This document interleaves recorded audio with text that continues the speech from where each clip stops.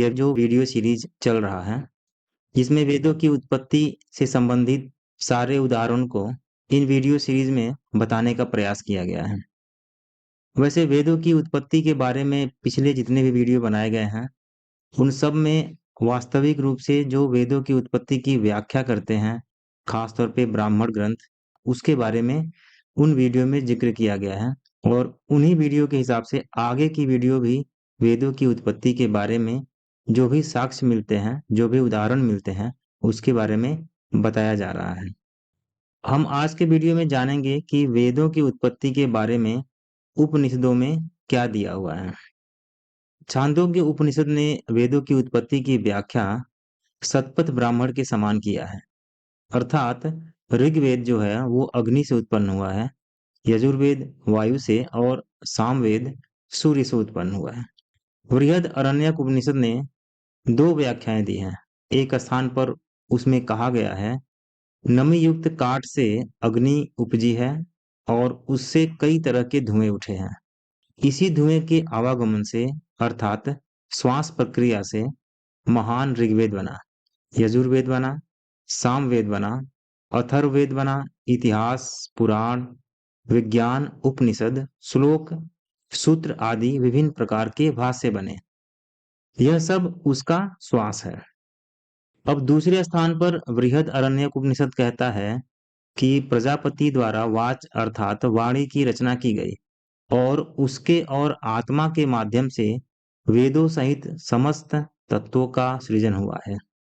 और उसी वाच और आत्मा के माध्यम से प्रजापति ने ऋग्वेद, यजुर्वेद, सामवेद, छंद, यज्ञ और विभिन्न प्रकार के जीव जंतुओं को उत्पन्न किया है। बृहद अरण्यक के अनुसार तीन वेद, तीन तत्व हैं, वाच, मानस और श्वास। वाच ऋग्वेद है, मानस यजुर्वेद है और श्वास सामवेद है। अब उपनिषदों की व्याख्या के साथ साथ हमें स्मृतियों का भी आकलन करना चाहिए। तो अब तक की सबसे आधुनिक और प्रचलित स्मृति मनुस्मृति के नाम से जानी जाती है। और मनुस्मृति में वेदों की उत्पत्ति के संबंध में दो सिद्धांत बताया गया है। एक स्थान पर मनुस्मृति में वर्णन है कि वेदों की रचना ब्रह्मा ने की है। उसी ब्रह्मा ने आरंभ में वेद से शब्द बनाकर अलग अलग नाम, कर्म तथा व्यवस्था बनाई। उसी ब्रह्मा ने इंद्र आदि देवता, कर्म स्वभाव, प्राणी, अप्राणी, साध्य गण और सनातन यज्ञ की सृष्टि की। और ब्रह्मा ने ही यज्ञों की सिद्धि के लिए अग्नि, वायु और सूर्य से ऋग्वेद, यजुर्वेद और सामवेद को एक के बाद एक प्रकट किया। अब वेदों के संबंध में पुराणों में दी हुई व्याख्या को भी नहीं छोड़ा जा सकता है। जो पुराणों में व्याख्या दिया गया है वो बहुत ही दिलचस्प है। विष्णु पुराण में ब्रह्मा के चार मुख से अलग अलग वेद वेदांग के सृजन का आधार बताया गया है। इसके अनुसार ब्रह्मा ने पूर्व मुख से गायत्री, ऋक, त्रिवृत, सोमरथ अंतर और अग्निष्टोम यज्ञों को रचा। फिर दक्षिण मुख से यजु, त्रैष्टुप छंद, पंचदशस्तोम, बृहत्साम तथा उक्त की रचना की।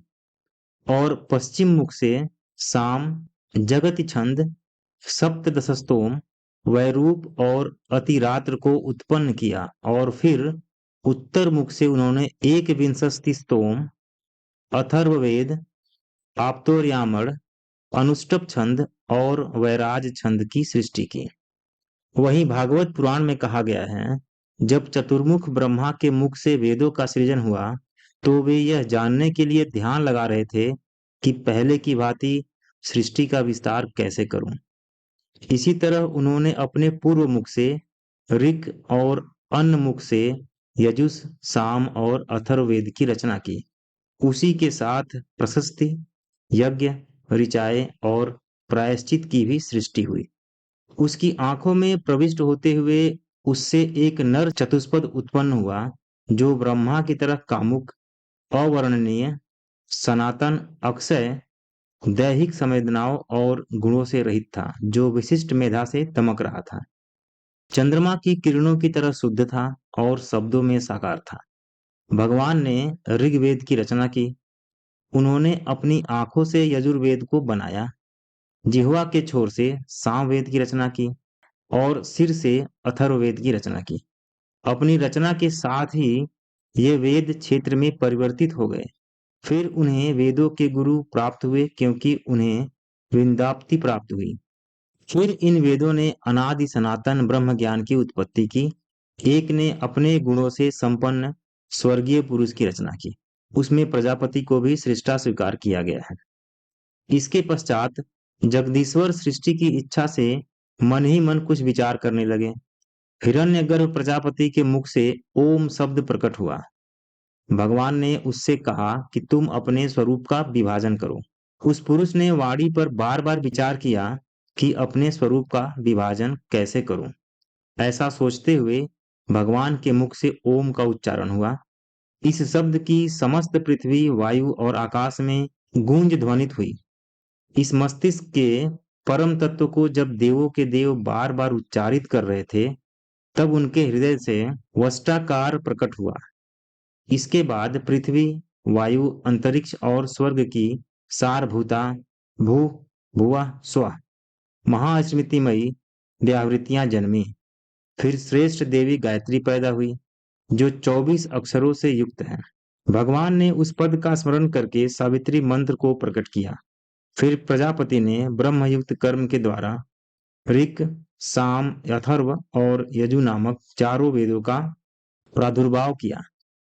फिर प्रजापति ने ब्रह्मयुक्त कर्म के द्वारा ऋक्, साम, अथर्व और यजु नामक चारों वेदों का प्रादुर्भाव किया।